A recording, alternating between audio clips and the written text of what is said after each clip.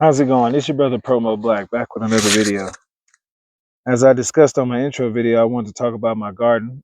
Garden is a big part of a homestead, and mine is no different. I just live in a 5A hardiness zone, so it makes it a little more difficult to grow things here. I have a shorter time frame to grow things here. In addition to, I have a high desert weather climate. So I have things here like cactus. We have small cactus here. I have like thorny bushes here, things that grow naturally here that, support my point of it being a desert.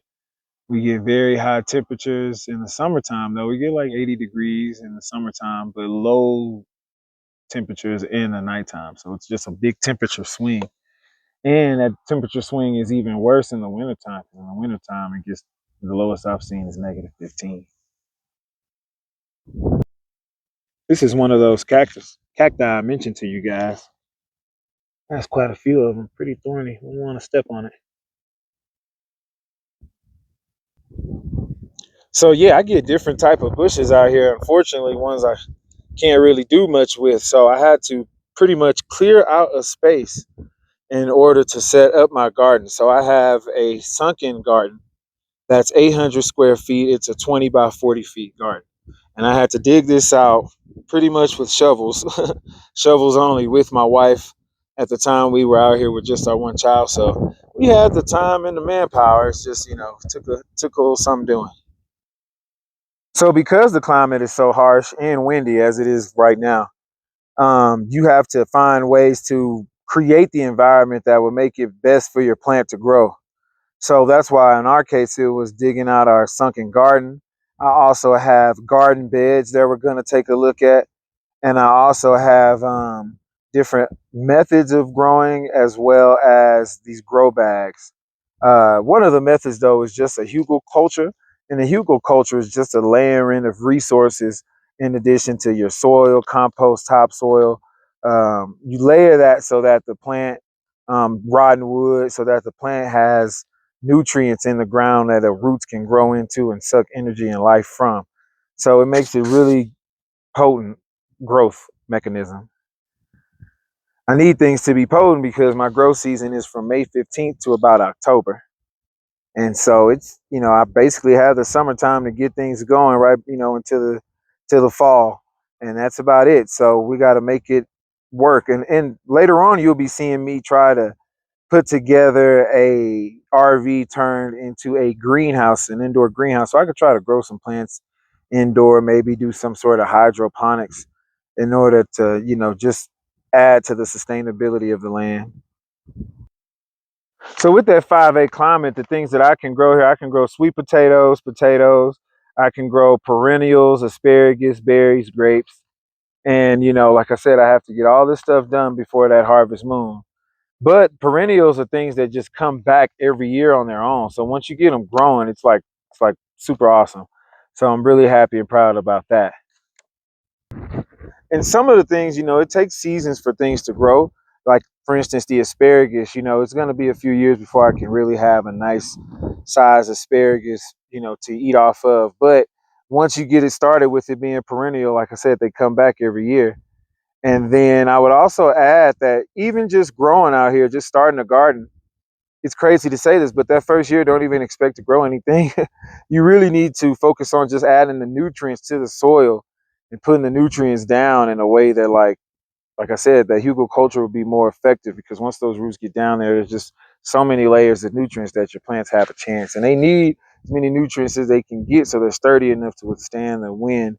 And even though we do have cooler weather, we are high up. I'm at a 7,500 feet elevation above sea level kind of deal. So it's pretty high up, man. And we're getting scorched out here by the sun. So we need to have coverings. We're going to be working on that eventually, but we need things that can get enough energy that they can withstand the environment. So we're working on getting things that are native to Southern Colorado, things that are native to this environment that might not grow exactly where I'm at, but should have a good chance because they have successfully grown throughout the states. And like I said, we've grown some things. I have a lot of potatoes to show you guys. That grew really well here. We're going to be growing carrots this year as well. So as I stated before, here's the garden. 20 feet on the short side, 40 feet on the long side. We have tires in the southwest corner. That's where we get most of our wind. That ferocious wind, that 50-mile-per-hour wind comes from that southwest corner. We also we will be putting up a fencing just to add to the protection. As I stated before, I get critters out here. I get what's called prairie dogs. They're like little tiny, kind of chipmunkish dog, like kind of animals. They like to dig into the dirt. So yeah, they're called prairie dogs. They remind me of like little chipmunks, but there's no wood around. But they just like to dig holes in the dirt, and they have their tunnels, and they eat the grass. They eat the natural shrubbery. We get rabbits. Um, so we have to basically try to protect everything we get. So we're going to be also putting up a fence. So like I told you guys, this is, we're still working on getting this garden going. It took us quite a bit of time to get it dug out, to get it kind of set up, and to get some things planted. Speaking of things planted, this is one of the elderberries. We've already placed some protection around it. We have those rocks. We have some topsoil here just to make sure it has moisture that holds the moisture to add to those roots. We're getting some growth there. Unfortunately, there was some damage to it, so we had to add some protection to that bad boy. This one looks like the root system is going well. Getting into that ground.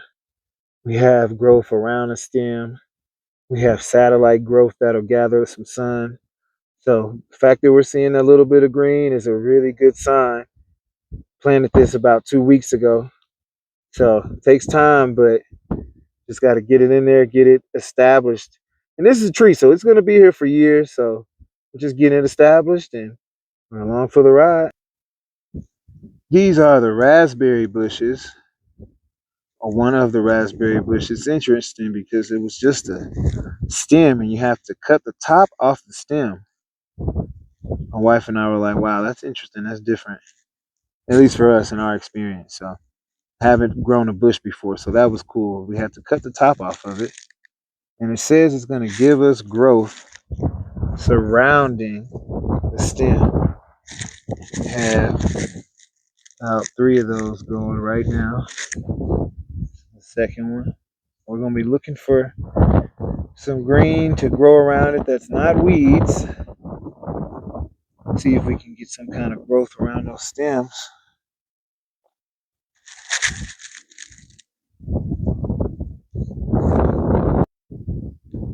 So this is our herbal spiral. This is pretty neat. My wife put this together with help from the kids. Place rocks in a spiral formation. This is a permaculture feature. And basically you put your herbs, and the herbs that prefer to have dry soil go at the top. And what the idea is, you water from the top, and the water pools down and it settles at the bottom. So you put the herbs that want more water at the bottom. And right now we didn't get this planted this year. We're gonna have to add some more topsoil to it, as I stated. I might not have stated this before, but I meant to, that out here with our grows, because it's such a short season, the first year or two, in some cases, but in this case about a year, you want to let your dirt and your soil settle. You want to add as many nutrients as you can, fish oil, um, any kind of natural or organic, fertilizer. Um, because we're growing food, I want it to be natural and organic. So, but anything you want to grow, you want to make sure that you put it in that dirt, because the dirt's going to need time to acclimate to the weather. It's going to need time to kind of settle, and that when that settles, I've just noticed that when I plant things that first year, nothing grows, and then that second and third year, things grow. So even though it's not um, planted as of yet, we've had chicken manure decomposing in it. We've had compost in it. We've had topsoil in it. We've had the natural dirt and the environment in it. And we're just letting that all settle. We'll probably add another layer to it this year. But yeah, this is one of those things that's an investment of time, but has a big payoff, because once those herbs start growing, they're growing forever. All right, so this is one of my grapes. Once again, starts from stem, We're looking for growth. We're looking for green. We're looking for what's called satellite growth. It takes in the sun. I really like these grow bags. I have a story behind these grow bags. Luckily out here, Homestead, and you run into people who, it's kind of tough in this environment. So some people stick it out, others don't. And sometimes though they do have material. So I got these grow bags from a friend of mine who's leaving. So he left this with me, and what I like about them is they're really deep. So if you have, like I said, the root vegetables we have here is very important. One, they're growing underground, they're getting protection from wind, but they have like their root system has an ability to dig, which is why this is neat. It doesn't, it's a little bit more raised off. It's raised off of the garden, but like I said, it'll burst through because we're able to add so many layers of compost and things to it. This is the second grape. And like I said, right now we're, May just ended for us guys. This is, June 2nd that I'm filming this. And so, yeah, we got this grape going. Second grape. So one thing I can really count on to grow out here quite well are these potatoes. Excuse me, this that noise. That's to ward off, any of those critters I told you guys about previously. But they take well to these grow beds. You guys taking a peek at what's growing? You guys see those potatoes? Yeah, those grow really well. I'm gonna put some pictures in, just to show you guys. The previous year I had to reuse this bad boy. Got quite a few potatoes, man. It was fun harvesting potatoes with the kids and being able to eat some good hash browns with those bad boys. Now, this is something my wife and I are very proud of. These are called our grow beds. And once again, we applied that Hugo culture to these. They have rotting wood under them, compost, topsoil. Just, we've learned it's all about layering, de-weeding. Probably could de-weed some more, but and all we did was use cinder blocks to put them together. Those are our sweet potatoes. Looking a little hurt here. That wind is vicious, man. These poor guys. Unfortunately, the wind picked up at the time we wanted to put them out. They're hanging on though. That luckily the summer sun's trying to kick in and give them an energy boost. Have an onion we're growing here. We have asparagus we're growing here. Look at that little asparagus trying to grow. Have our onion. There's another asparagus, a purple asparagus. So yeah, we've successfully grown cabbages in these grow beds, sunflowers in these grow beds, chickpeas in these grow beds. Yeah, let me make sure I remember that. Yeah, cabbages, sunflowers, chickpeas. We had my son watering. It's cute. They like these because they're close by. We just use cinder blocks because we go by a Homestead philosophy, man, of reduce, reuse, recycle. We're reducing our waste. We're reducing things we need to throw out. We're finding, clean, efficient ways to get rid of our trash, things of that nature. And so in this case, a friend of ours in New Mexico, he always talks about just, accumulating materials and repurposing them. So in our case, that's the reusing, that's the recycling. And so we wanted to reuse these cinder blocks. So we just, made it the border of our beds and just placed our dirt. Just real simple, but, we're blessed to have a space. Eventually, one of these years, we're going to add another layer of compost to each hole in the cinder block so that we can have like a little pocket of growth, something we can grow in every little hole here. Because I'm recording this one. Can I put?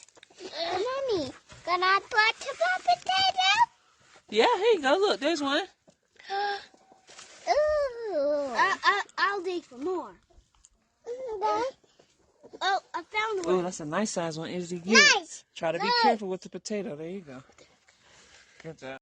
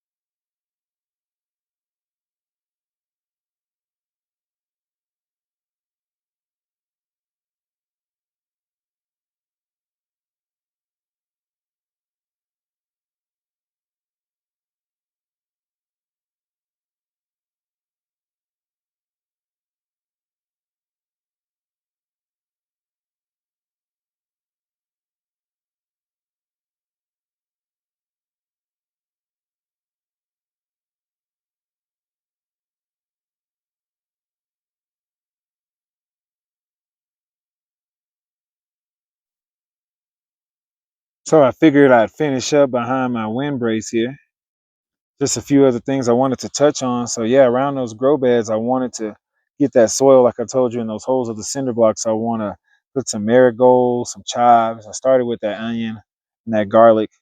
I had a garlic grow really well last year, but like we talked about, man, we have different critters here. And if I didn't mention it before, I get rabbits here as well. Cottontail bunny rabbits, kangaroo mice. It's like, man, thank goodness I have a few cats. I'm gonna be getting some more of those.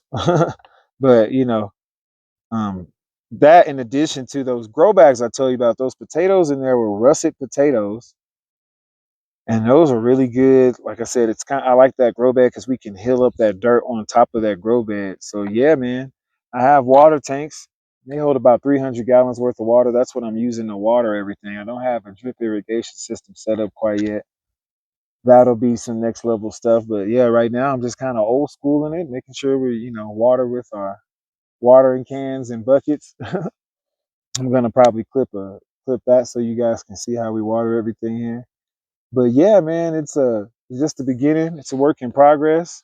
But been here long enough to kind of study the climate, study the seasons enough to know like what I can and cannot grow. And that's why I said my best bet for trying to break the mold would be a greenhouse, an indoor greenhouse. And we're going to be working on that in the future. You guys are going to see that. That'll be great content.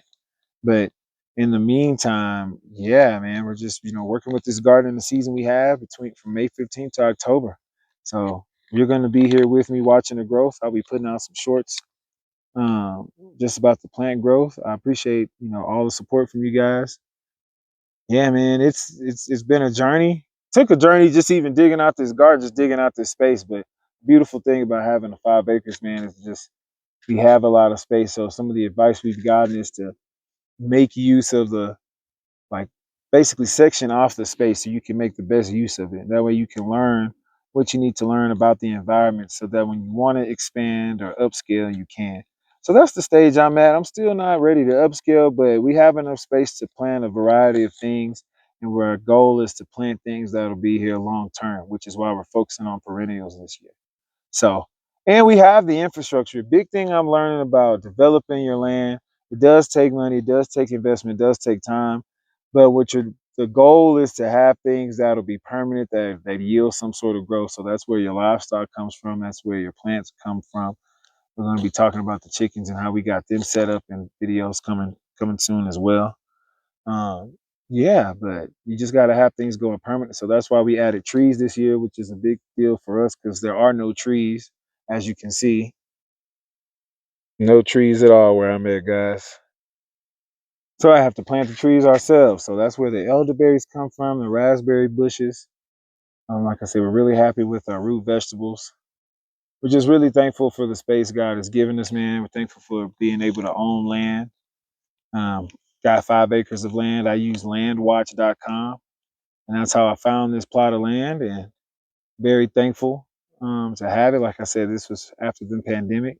So we wanted to, have some privacy, but, you know, have some land to pass down to our children. So they've enjoyed watching us set things up and, watching us plant things and water things and that nature. So it's been a fun little journey, and I'm happy to have you guys along for it with us.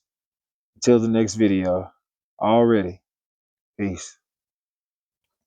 What's good? It's your brother PromoteBlack. We all know that living in a system can be real whack. So I'm gonna give you the tax so you know how to react. This is Homestead with PromoteBlack.